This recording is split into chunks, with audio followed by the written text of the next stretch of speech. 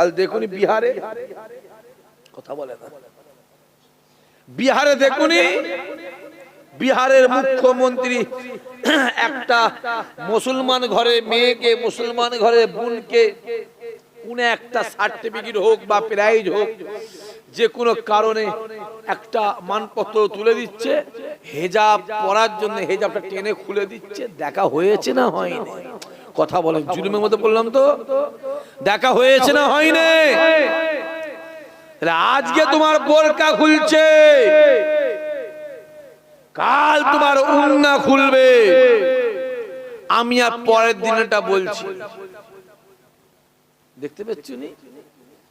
এই যুবকগুলো, আমার বাপেরা, আমার চাচারা, এখনো সময় আছে, পরিবর্তন হও, এখনো সময় আছে।